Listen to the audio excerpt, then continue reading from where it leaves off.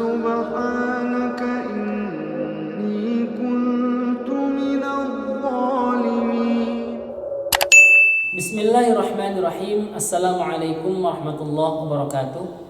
Alhamdulillahirrahmanirrahim. Wassalatu wassalamu ala asyrafil mursalin wa ala alihi wa ashabihi ajma'in. Amma ba'du. Sahabat sekalian, Bapak Ibu yang dirahmati Allah dimanapun berada, masih membicarakan hal-hal yang dibolehkan atau mubahat, dibolehkan saat seorang berpuasa.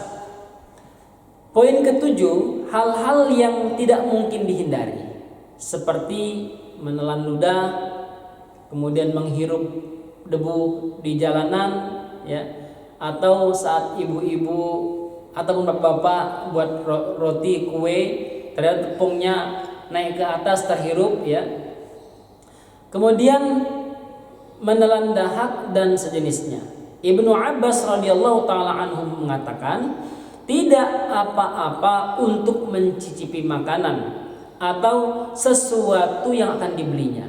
Para pedagang makanan, pedagang roti, atau ibu-ibu atau bapak-bapak yang masak, ya, yang tujuannya untuk dijual atau untuk dihidangkan, maka tidak ada masalah mencicipi makanan. Mencicipi makanan bukan untuk ditelan, ya, karena mencicipi hanya daerah mulut. Artinya setelah dicicipi langsung dibuang zat yang tadi dimasukkan, tidak sampai ketelan. Hasan biasa memamahkan kelapa untuk cucunya. Memamahkan ini dalam pendapat saya mengunyahkan. Jadi kelapa itu dikunyah supaya supaya lembut, kemudian dikasih ke cucunya. Padahal ia sedang berpuasa.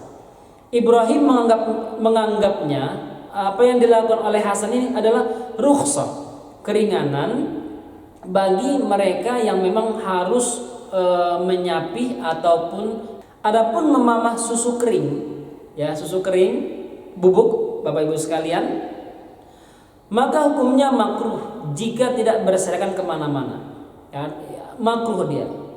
Artinya kalau susu kering itu kan khawatir bisa pergi kemana-mana, nggak terasa masuk ke kerongkongan. Pendapat ini juga pendapat Sya'bi, Nakh'i, Imam Syafi'i, dan para ulama mazhab Hanafi dan para ulama mazhab Hambali. Adapun Aisyah radhiyallahu taala anha dan Atha menganggapnya suatu hal yang dibolehkan karena tidak masuk ke perut, seperti kerikil yang ditaruh dalam mulut. Pembahasan ini memang sangat panjang sekali. Saya akan mengambil kesimpulan yang disampaikan oleh Ibnu Taimiyah rahimahullah.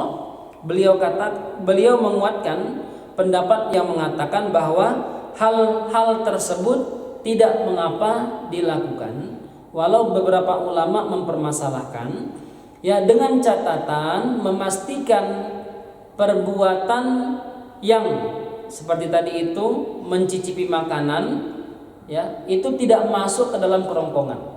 Adapun menelan ludah dan lain-lain tadi kita sampaikan secara umum boleh dilakukan dan tidak ada masalah karena memang hal tersebut tidak bisa dihindari. Kemudian yang kedelapan, hal yang dibolehkan bagi orang yang berpuasa adalah makan, minum dan bersenggama hingga terbit fajar. Artinya selama bulan Ramadan. Karena sebagian orang mereka mengira tidak boleh, terkhusus dalam senggama ini. Maka orang yang berpuasa dibolehkan di malam hari makan, minum dan bersenggama hingga terbit fajar. Jika fajar sudah terbit dan di mulutnya masih ada makanan, perhatikan Bapak Ibu sekalian, ya. Jika fajar telah terbit, azan sudah dikumandangkan. Oke? Kemudian di mulut seseorang masih ada makanan, maka ia harus mengeluarkannya. Atau seseorang sedang bersenggama, maka dia harus menghentikannya atau menyelesaikannya. Jika ia menelan makanan itu atau tetap meneruskan perbuatannya bersama istri, maka puasanya batal. Aisyah radhiyallahu taala anha menyampaikan satu hadis baginda sallallahu alaihi wasallam, "Inna Bilalan yu'adzinu bilailin fakulu washrabu hatta yu'adzina ibnu ummi maktum."